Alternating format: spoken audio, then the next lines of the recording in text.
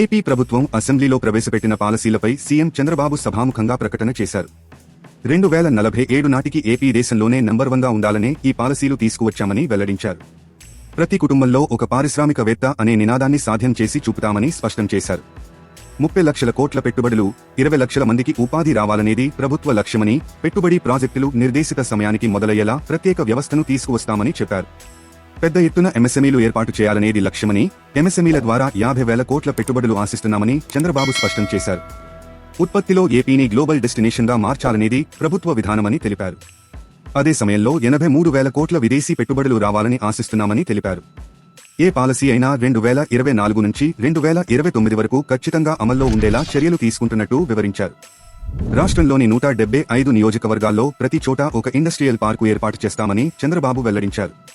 పారిశ్రామిక పార్కులు ప్రభుత్వ, ప్రైవేటు భాగస్వామ్యంలో ఉంటాయని అన్నారు. పోర్టు ఆధారిత పరిశ్రమల ద్వారా ఏపీని అభివృద్ధి పదంలో నిలుపుతామని చెప్పారు.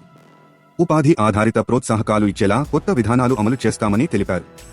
రతన్ టాటా ఇన్నోవేషన్ హబ్ ద్వారా పారిశ్రామికవేత్తలకు ప్రోత్సాహం అందిస్తాం. అమరావతి, విశాఖ, రాజమండ్రిలో ఇన్నోవేషన్ హబ్లు ఏర్పాటవుతాయి. విజయవాడ, తిరుపతి, అనంతపురంలో టాటా ఇన్నోవేషన్ హబ్లు వస్తున్నాయి. రాష్ట్రంలోని బీసీ, ఎస్సీ, ఎస్టీ సామాజిక వర్గాల మహిళలు పారిశ్రామికంగా ఎదిగేందుకు ప్రత్యేక ప్రోత్సాహకాలు అందిస్తాం. కర్నూలు జిల్లా ఓర్వకల్లులో 300 ఎకరాల్లో డ్రోన్ సిటీ ఏర్పాటుకు చర్యలు తీసుకుంటున్నాం. డ్రోన్ దీదీ కేంద్ర పథకం ద్వారా డ్వాక్రా మహిళలకు డ్రోన్ పైలట్గా ట్రైనింగ్ ఇస్తాం.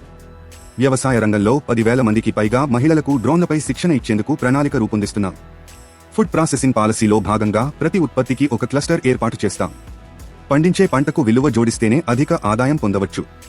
విలువ జోడించడం ద్వారా ఏపీ ప్రపంచానికే ఫ్రూట్ బాస్కెట్గా అవతరిస్తుందని చంద్రబాబు వివరించారు. తాజా సమాచారం కోసం లైక్ చేయండి, సబ్స్క్రైబ్ చేయండి, నోటిఫికేషన్ల కోసం గంట సింబల్ ఆన్ చేసి పెట్టండి.